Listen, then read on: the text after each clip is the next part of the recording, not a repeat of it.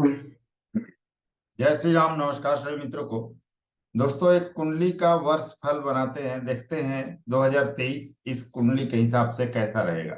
एक लेडीज की कुंडली है जो फॉरेन में रहती है और इंडियन है, फॉरेन में रहती है और ये जानना चाहती है कि 2023 मेरे लिए कैसा जाएगा। जनवरी से दिसंबर तक पूरे साल का हाल जानेंगे और विस्तार से जानेंगे इनके साथ क्या घटनाएं, क्या दुर्घटनाएं हो सकती है, कितना उन्नति कर सकती हैं, क्या परेशानी आ सकता है 2023 में, सब कुछ जानेंगे विस्तार से। यह जो 2023 का प्रेडिक्शन होगा लग्न पर आधारित होगा, क्योंकि एक लंबे समय के अवधि का गोचर अगर हम अप्लाई कर रहे हैं तो उसे लग्न पर अप्लाई करना ज्यादा सटीक होता है बनिस्पत की राशि के। लग्न पर हम किसी लंबे समय के अवधि को अप्लाई करेंगे तो परफेक्ट बताएगा हमारे साथ उस समय तक क्या घटनाएं दुर्घटनाएं होती हैं, क्या होंगी क्या नहीं होंगी। गोचर अगर हम अप्लाई करने लगे चंद्र राशि पर यानी आपकी राशि पर, तो आपके छोटे समय को और आपके सोच को बताएगा क्या स्थितियां रहेंगी, आपका सोच कितना नेगेटिव पॉजिटिव रहेगा। लेकिन लग्न पर ज्यादा सटीकता से अप्लाई होगा। और देखिए, इनका डेट ऑफ बर्थ आप लोग नोट कर सकते हैं। 6 अक्टूबर 1982 का जन्म है इनका। 3:40 दोपहर के बाद यानी शाम के 3:40 का जन्म है। अमृतसर पंजाब का है जन्म इनका। इसमें लग्न कुंडली, नवमांश कुंडली, भावचलित कुंडली, षडबल, अष्टक वर्ग, पुष्कर, नवमांश, नक्षत्र सब कुछ हमने रखा है ताकि बिल्कुल सटीकता से रिप्लाई दे सके हम लोग। अब दोस्तों, मैं अपने हर वीडियो में आप सभी को बताता हूं कि एक राशि परिवर्तन हो रहा हो गोचर में तो उससे कोई खास तब तक बहुत बड़ा प्रभाव नहीं पड़ेगा जब तक उस राशि परिवर्तन वाले ग्रह का संबंध आपकी दशा या अंतर्दशा से ना हो, या किसी अच्छे ग्रह की दशा या अंतर्दशा आपकी कुंडली में ना चल रही हो। तो किसी बड़े राशि परिवर्तन से भी कुछ खास असर आपके लाइफ पर नहीं होता। तो चीजें भी आप लोग यहाँ पर जानेंगे और बहुत कुछ सीखने को मिलेगा। चलिए शुरू करते हैं। मकर लग्न की कुंडली है, वृषभ राशि है। अगर ग्रहों के बल की बात करें तो लग्न 26 डिग्री 47 मिनट का मंगल के नक्षत्र में है। सूर्य 19 डिग्री 13 मिनट के चंद्रमा के नक्षत्र में है। चंद्रमा 2 डिग्री 34 मिनट के सूर्य के नक्षत्र में है। यानी कि सूर्य और चंद्रमा का नक्षत्र परिवर्तन है जो कि बहुत अच्छा है इस कुंडली के हिसाब से, राजयोग कारक है। मंगल 17 डिग्री 48 मिनट के साथ बुध के नक्षत्र में है। बुध 10 डिग्री 50 मिनट के साथ चंद्रमा के नक्षत्र में है। गुरु 19 डिग्री 3 मिनट के साथ राहु के नक्षत्र में है। शुक्र 11 डिग्री 50 मिनट के साथ चंद्रमा के नक्षत्र में है। शनि 0 डिग्री 3 मिनट के साथ कमजोर हो रहे हैं डिग्री वाइज, लेकिन आगे समझेंगे क्या स्थिति होगी, क्या ये फल देंगे या नहीं देंगे। तो शनि 0 डिग्री 3 मिनट के साथ मंगल के नक्षत्र में और राहु 14 डिग्री 49 मिनट के साथ स्वयं के नक्षत्र में तथा केतु 14 डिग्री 49 मिनट के साथ शुक्र के नक्षत्र में है। अब देखिए दोस्तों, इनकी कुंडली में ज्यादा ग्रह चंद्रमा के नक्षत्र में यानी सूर्य चंद्रमा के नक्षत्र में है, बुध चंद्रमा के नक्षत्र में है, शनि चंद्रमा शुक्र जो है वो चंद्रमा के नक्षत्र में है। तो तीन ग्रह तो स्पष्ट रूप से हमें चंद्रमा के नक्षत्र में दिखाई दे रहा है। इसका मतलब ये जो लेडीज होंगी भावुकता प्रधान यानी इमोशनल भी होंगी। ठीक है, इमोशनल प्रधान लेडीज होंगी और माता से खास लगाव भी रहेगा। पंचम भाव में चंद्रमा है तो अपने पति और संतान से प्रेम करने वाली भी होंगी, इसमें भी कोई शक नहीं है। चलिए आगे बढ़ते हैं। इनके जो गुरु हैं कुंडली में वह पुष्कर नवमांश में है जो गुरु को श्रेष्ठ बनाता है। अष्टक वर्ग में फोर्थ हाउस को 24 पॉइंट मिले हैं, तो यानी कि फोर्थ हाउस को 24 पॉइंट मिलना यह दर्शाता है कि माता के संबंधी चीजों में कमी, माता के स्वास्थ्य में कमी या आपके इमोशंस ज्यादा होना, ये सब दिखाता है। और आपके जो घर परिवार है ना उससे थोड़ा सा कुछ अलग रूप में रिजल्ट मिलना हो सकता है कि परिवार को पूरा टाइम ना दे पाना या कभी कभी ट्रैवलिंग ज्यादा करना, उसके कारण परिवार को समय ना दे पाना, ये स्थितियां दिख रही है। और नाइन्थ हाउस को 24 यानी 24 पॉइंट मिले हैं, तो हम ये भी कह सकते हैं कि भाग्य तो मिला जुला के ठीक है क्योंकि ग्रह स्थितियां अच्छी हैं, परंतु फिर भी थोड़ा सा कभी कभी जीवन में अप एंड डाउन भाग्य के दृष्टिकोण से जरूर रहता होगा। अब देखिए षडबल की बात करें तो शनि नंबर 1 रैंक पर है, सूर्य नंबर 2 पर, मंगल नंबर 3 पर, चंद्रमा नंबर 4 पर, बुध नंबर 5 पर, गुरु नंबर 6 पर और शुक्र जो है वो नंबर 7 पर है। आगे बढ़ते हैं। अभी गुरु की दशा है और गुरु तुला राशि में कुंडली में बैठे हुए हैं 10वें भाव में तथा कुंडली में तुला राशि में अष्टक वर्ग में 5 पॉइंट इनको मिला हुआ है, जो कि अच्छा है। गुरु गोचर में अभी मीन राशि में गोचरस्थ है, तो मीन में गुरु को 3 पॉइंट मिले हुए हैं। तो यहाँ पर जिस राशि में अभी गुरु है, यहाँ मीन राशि में, वहां पर थोड़े कम पॉइंट मिले हुए हैं। 21 अप्रैल 2023 को गुरु मेष राशि में गोचर करेंगे, यानी कि कुंडली के चौथे भाव में इनके लिए गोचर करेंगे, और मेष में भी 3 पॉइंट मिले हुए हैं। अतः गुरु कोई बहुत अच्छे फल नहीं दे रहे हैं, और यह सामान्य फल ही मेष में भी प्रदान करेंगे। इसके बाद इनको अच्छे फलों की प्राप्ति होगी। अब देखिए, लेकिन महादशा का रिजल्ट 100% होता है, तो 50% अंतरदशा स्वामी का भी रिजल्ट होता है, तो उसका क्या स्थिति है। गुरु में शनि का अंतर 2023 के मार्च से शुरू होगा, ठीक है, और शनि अपने उच्च के तुला राशि में बैठे हुए हैं और कुंडली के दशम भाव में है, जहां अष्टक वर्ग में 1 पॉइंट मिले हुए हैं, यानी कि यहाँ पर शनि को कम पॉइंट मिले हुए हैं। शनि 2023 में कुंभ राशि में गोचरस्थ होंगे, यानी कि 17 जनवरी से यहाँ इनकी कुंडली के, वैसे लग्न कुंडली में उच्च के राशि तुला में है, लेकिन अभी यह मकर राशि में गोचर में है, और 17 जनवरी 2023 को यह कुंभ में जाएंगे। तो जब कुंभ में जाएंगे तो इनको 4 पॉइंट मिलेंगे, जो कि अच्छा माना जाएगा, क्योंकि शनि का जो पॉइंट होता है ना, अन्य ग्रहों से कम मिलते हैं, यानी कि शनि के गोचर से बहुत कम ग्रह ऐसे हैं जो खुश होते हैं, तो इनका पॉइंट 4 मिलना मिला जुला कर ठीक है। कुंडली में चंद्रमा उच्च के हैं, बुध उच्च के हैं, देख सकते हैं आप, चंद्रमा उच्च के हैं, बुध इनके 9वें भाव में उच्च के हैं, शनि इनके उच्च के हैं, ठीक है। राहु केतु भी अपने उच्च की राशि में बैठे हुए हैं इनकी कुंडली में, तथा मंगल स्वराशि के हैं लाभ भाव में।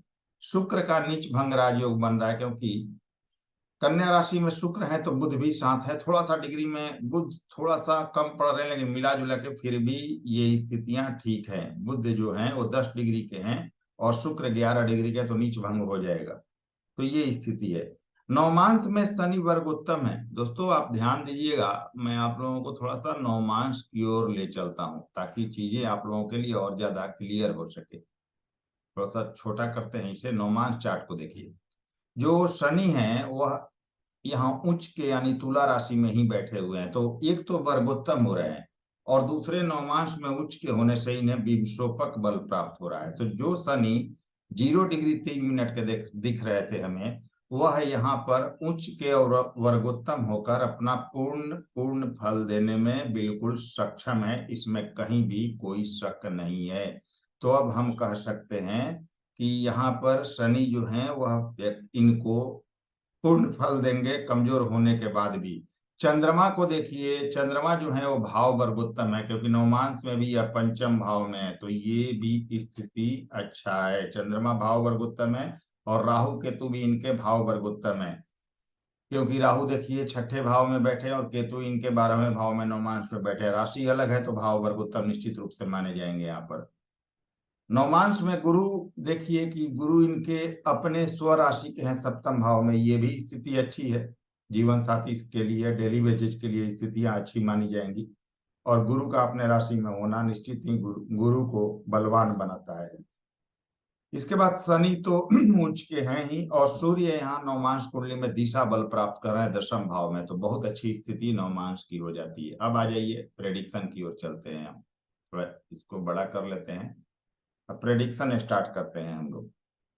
देखिए, चलित कुंडली की अगर बात करें, मैं आप लोगों को शो नहीं कर रहा हूं, देख लीजिएगा। चलित में राहु पंचम भाव का फल दे रहे हैं, बुध और शुक्र अष्टम भाव का फल दे रहे हैं, शनि 9वें भाव का, मंगल 10वें भाव का, तथा केतु एकादश भाव का फल दे रहे हैं। शुक्र बुध अस्त हैं, परंतु बुध फल देने में फिर भी सक्षम है इनकी कुंडली में। आगे बढ़ते हैं। और दोस्तों, जब अस्त ग्रह होता है तो उसके कारकत्वों में कमी आती है, यानी बुध शुक्र किस चीज का कारक है? लग्जरीज का है, सुख सुविधा का है, ऐश्वर्य का है, सौंदर्य प्रसाधन का है, या विपरीत लिंग के प्रति आकर्षण, या जो कह लीजिए उस चीज का है। तो उन चीजों में अगर शुक्र अस्त हो जाएगा पूरी तरह तो कमी जरूर करता है। बुध बुद्धि का कारक है, तो बुद्धि विवेक समय पर या एक आम सभा में उस समय आपकी वाणी उतना साथ नहीं देती, तो ये स्थिति रहती है। वैसे सूर्य इनके 19 डिग्री के हैं और शुक्र 11 डिग्री के हैं, तो यहाँ पर अस्त माने जाएंगे शुक्र, क्योंकि 8 डिग्री तक ही यहाँ पर डिफरेंस है। और बुध भी 10 डिग्री 50 मिनट का है, लेकिन फिर भी अपने राशि में बुध है, इसलिए रिजल्ट देंगे। और बुध को उतना दोष नहीं होता जितना अन्य ग्रह को अस्त होने का दोष होता है। चलिए आगे बढ़ते हैं। 2023 में गुरु की दशा चलेगी। गुरु का अंतर 26/3/2023 तक चलेगा। और गुरु के अंतर में राहु का प्रत्यंतर मार्च 2023 तक चलेगा। ध्यान दीजिएगा, गुरु की महादशा चलेगी 2023 के मार्च तक। महादशा तो लंबे समय तक चलेगी, लेकिन गुरु का अंतर जो होगा वो मार्च 2023 तक चलेगा, और उसमें राहु का प्रत्यंतर भी मार्च 2023 तक रहेगा। ठीक है। और 26 मार्च 2023 से गुरु में शनि की अंतर्दशा शुरू हो जाएगी। यानी मार्च में गुरु की अंतर्दशा खत्म होगी, महादशा लंबे समय तक, लेकिन अंतर्दशा खत्म हो जाएगी। और शनि की अंतर्दशा मार्च में शुरू हो जाएगी गुरु के साथ। और अगस्त 2023 से गुरु में शनि में बुध की प्रत्यंतर दशा चलेगी। तो अगस्त तक, मार्च से लेकर अगस्त तक गुरु में शनि की रहेगी अंतरदशा और प्रत्यंतर दशा। इसके बाद प्रत्यंतर दशा में बुध आ जाएंगे। अब देखिए 20 अप्रैल गुरु जो है वो 20 अप्रैल तक अपने मीन राशि यानी आपकी कुंडली के तीसरे भाव में रहेंगे, और 21 अप्रैल से आपके चौथे भाव और मेष राशि में गोचर करेंगे। शनि 17 जनवरी को आपके दूसरे भाव और कुंभ राशि यानी आपके धन भाव में आ जाएंगे। अब 2023 के वर्ष फल की ओर बढ़े तो जनवरी की बात करें तो जनवरी में गुरु मीन राशि तथा तीसरे भाव में आपके रहेंगे। अब मान के चलिए कि अप्रैल तक, 20 अप्रैल तक।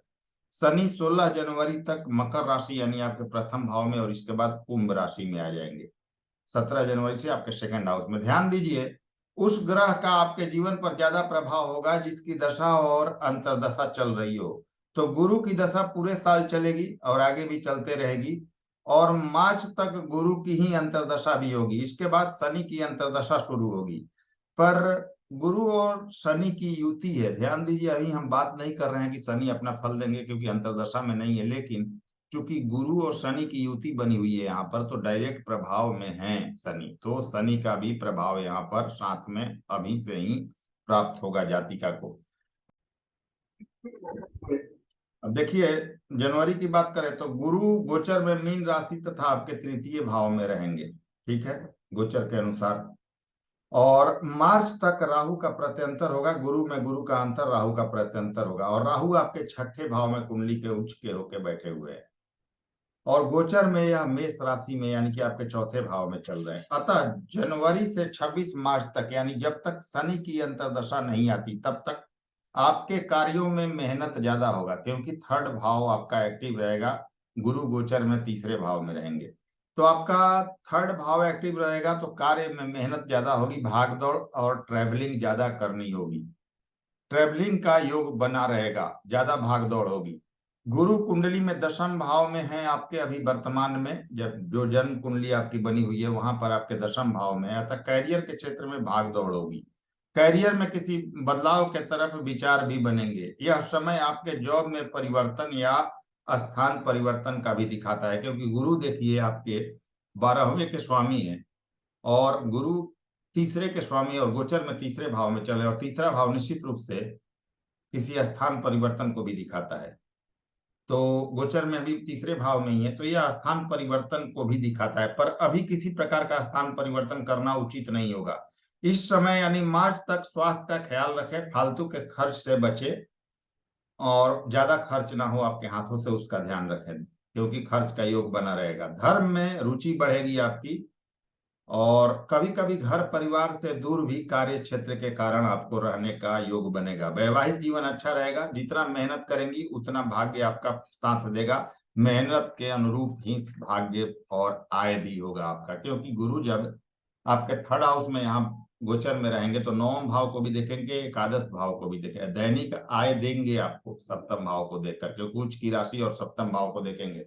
लेकिन थर्ड हाउस चूंकि मेहनत का है, और गुरु जैसा सौम्य ग्रह जब थर्ड हाउस में जब बैठ जाता है तो मेहनत बढ़ जाती है, तो भाग्य और आय उतना प्राप्त होगा जितना आप मेहनत करेंगी।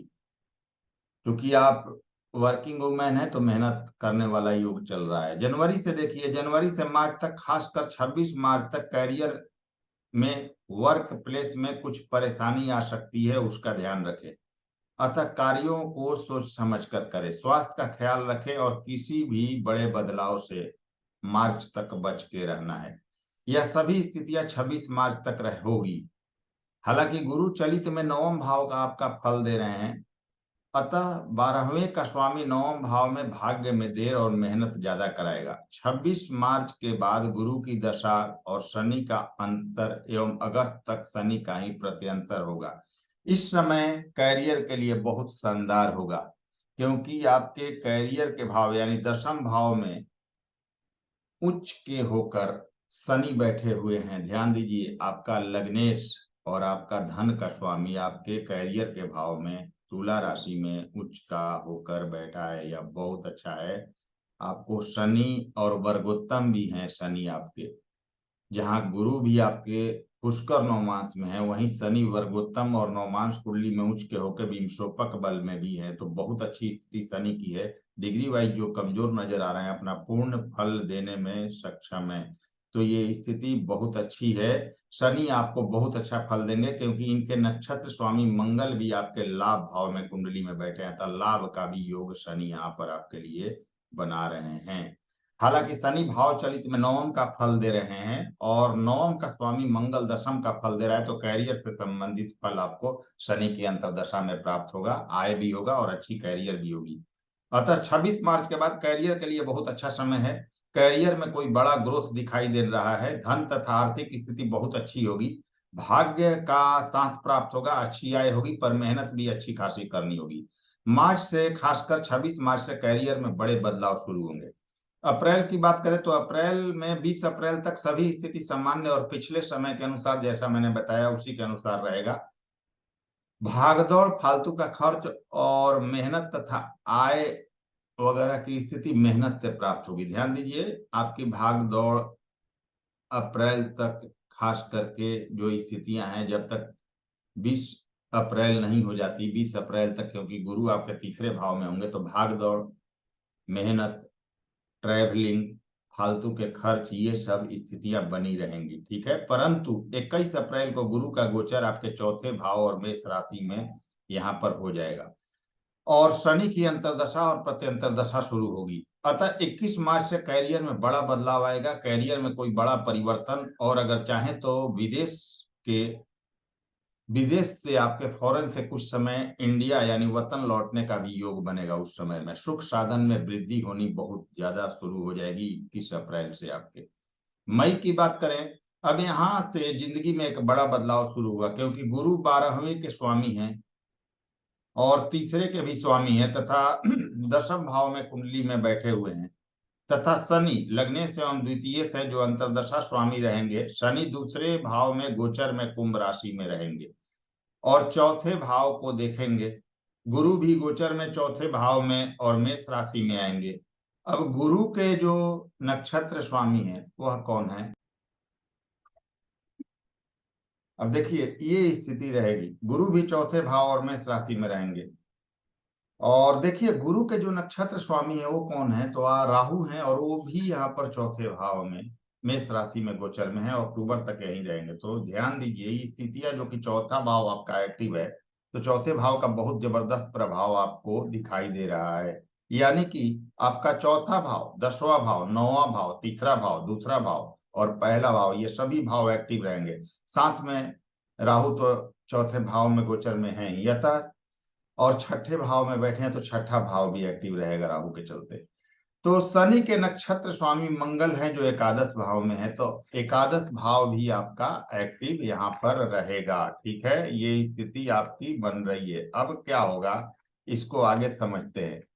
तो दोस्तों देखिए, अब क्या होगा, इन सबों को मिलाकर, इन सभी भावों को मिलाकर हम देखें तो आपका 12वां भाव, ये भाव, आपका तीसरा भाव, आपका चौथा भाव, आपका 10वां भाव, ये सभी भाव एक्टिव होंगे, जो कैरियर में बहुत बड़े बदलाव को दिखाते हैं। स्थान परिवर्तन या जॉब चेंजिंग का योग भी यहाँ पर दिख रहा है।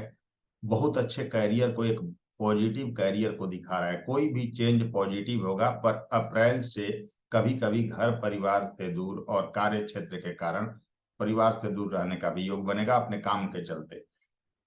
अप्रैल से लगातार माता के स्वास्थ्य का ध्यान रखें। हालांकि आपका मई का महीना कैरियर और धन के लिए बहुत बेस्ट होगा। मई का महीना बहुत अच्छा है कैरियर के लिए, धन के लिए। सभी स्थितियां जो मैंने बताई वो मई महीने में खास करके लागू होगी।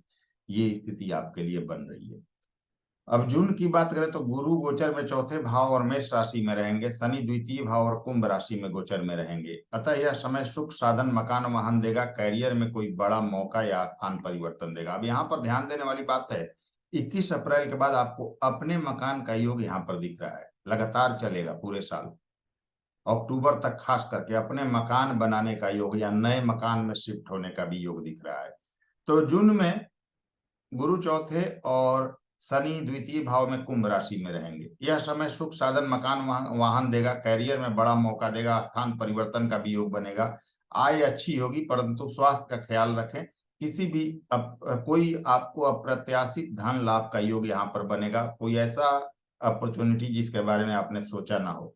परंतु माता के स्वास्थ्य का ख्याल रखें, माता का स्वास्थ्य प्रभावित होगा, इसका ध्यान रखें। यात्राएं भी अच्छी खासी होंगी आपकी।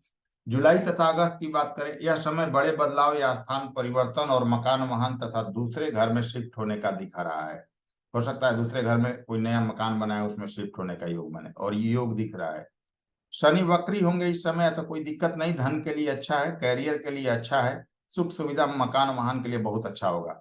परंतु यह ध्यान रखें कि मिला जुला कर पूरे साल में कई बार यात्राएं और ट्रैवलिंग होगी, और स्वास्थ्य का विशेष ध्यान रखना होगा आपको। सितंबर और अक्टूबर की बात करें, इस समय स्वास्थ्य का विशेष ध्यान रखें, माता के स्वास्थ्य का भी ध्यान रखें। बाकी कैरियर, भाग्य तथा लाभ अच्छा रहेगा। कई बार इस दरमियान कुछ बड़ा करने का मौका मिलेगा। इस समय गुरु में शनि में बुध की प्रत्यंतर दशा अगस्त से शुरू हो जाएगी। अतः भाग्य का प्रबल साथ मिलेगा, क्योंकि जो बुध है वो भाग्य के स्वामी है। अचानक लाभ और जॉब में कोई बड़ा परिवर्तन या प्रमोशन वगैरह का योग बनेगा। नवंबर और दिसंबर की बात करें, 30 अक्टूबर को राहु जो है वो मीन राशि में आपके थर्ड हाउस में गोचर कर जाएंगे, और इस समय शनि गुरु में बुध का प्रत्यंतर चल रहा होगा। तो इस समय कैरियर, भाग्य तथा धन के लिए शानदार होगा, परंतु ट्रैवलिंग भी आपकी होती रहेगी और सफलता भी बराबर आपको मिलती रहेगी।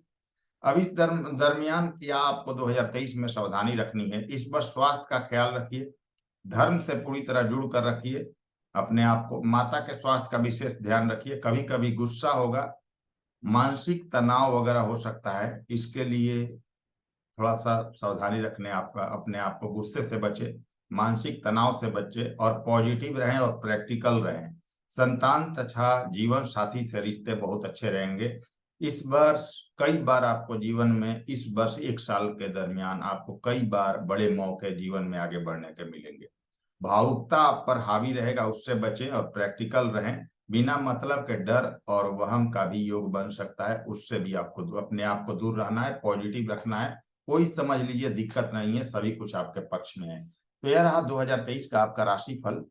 कुछ उपाय की बात करें, शनि का बीज मंत्र ओम शन शनिश्चराय नमः प्रतिदिन 108 बार करना चाहिए। गुरु का बीज मंत्र ओम ब्रह्म बृहस्पति नमः करना चाहिए, या गुरु का बीज मंत्र कर सकती हैं, या गुरुवार का व्रत कीजिए फल पर, वो आपके लिए और बेहतर रहेगा। नीलम रत्न आपको पहनना चाहिए, जो आपके लिए बहुत ज्यादा फायदा करेगा। चने की दाल, पीले चने का दाल आप किसी को भेंट स्वरूप दे तो ये आपके लिए ज्यादा बेहतर होगा। या पीले चीजों का, जैसे अभी ठंडी का मौसम है तो किसी को दान वगैरह में पीले कपड़े का भेंट वगैरह करे तो ज्यादा बेहतर रहेगा। तो ये उपाय कीजिए, और शुभकामनाएं मेरी आपके साथ है। 2023 का वर्ष आपके लिए बेहतर है, बहुत अच्छा रिजल्ट मिलेगा, बहुत कुछ अचीवमेंट आपको हासिल होगी। तो मित्रों, आप सभी को वीडियो पसंद आई हो तो लाइक करें, शेयर करें, नए व्यूअर्स हैं सब्सक्राइब कीजिए चैनल को। अगले वीडियो में फिर से मिलते हैं, तब तक के लिए नमस्कार, धन्यवाद।